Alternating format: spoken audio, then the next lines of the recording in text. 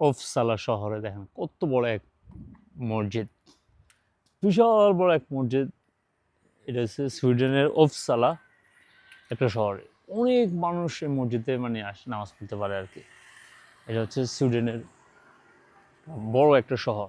দেখছেন কি অবস্থা, গম্বুজ মম্বুজ দিয়ে কত বড় বড়। এখন আমরা আসছি মাগরিবের নামাজ পড়ার জন্য। মাগরিবের নামাজ পড়ার জন্য আসছি এখানে। কি সুন্দর মসজিদটা, এন্ট্রান্স ভিতরে সহ। এটা তো অজুখানা না, একটু অজু করতে হবে। এটা হচ্ছে অজুখানা আর কি। আর ভিতরটা দেখাবো আপনাদের, একটু লাইনে থাকেন। গম্বুজটা দেখাইছিলাম, দেখেন কি সুন্দর না। একটু জুম করে দেখাই তাহলে দেখবেন কি অবস্থা। এটা লাইটটা ছিল, লাইটটা কিছুক্ষণের ভিতর বন্ধ করে দিল ওরা। দেখেন কি অবস্থা, পুরো পিতলের।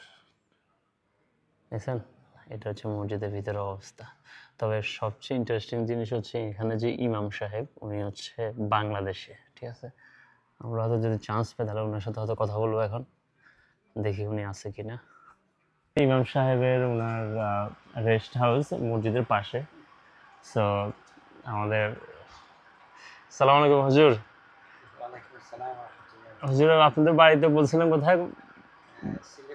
সিলেট হবিগঞ্জে না? জি, আপনার নামটা কি হুজুর? বশির আহমেদ হুজুর। উনি এই সুইডেনে আপনাদেরকে যে মসজিদটা দেখাইলাম, উনার ওই মসজিদে ইমাম সাহেব, আমাদের বাংলাদেশে ইমাম। সো আমরা আসছিলাম এখানে মাগরিব নামাজ পড়তে। ওনার সাথে এখন বসে একটু মত বিনিময় করতেছি, কথাবার্তা বলতেছি আর কি। আপনি কিছু বলবেন? আমি আসলে লন্ডন থেকে আসছি ফ্যামিলি নিয়ে, এখানে মানে ঘুরতেছি ইউরোপে।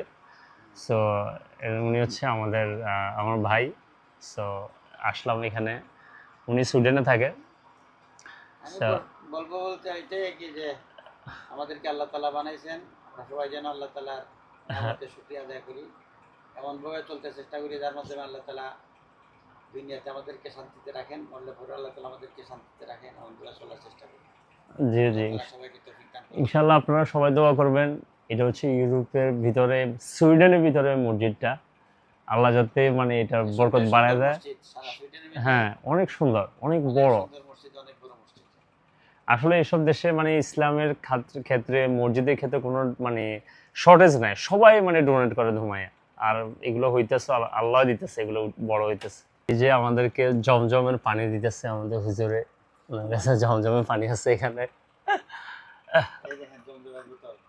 জমজমের পানি একদম ইয়ার থেকে আসছে। আলহামদুলিল্লাহ, আমাদের ভিতরটি তো সব পরিষ্কার করে দেবে জমজমের পানি। আলহামদুলিল্লাহ, বিসমিল্লাহ।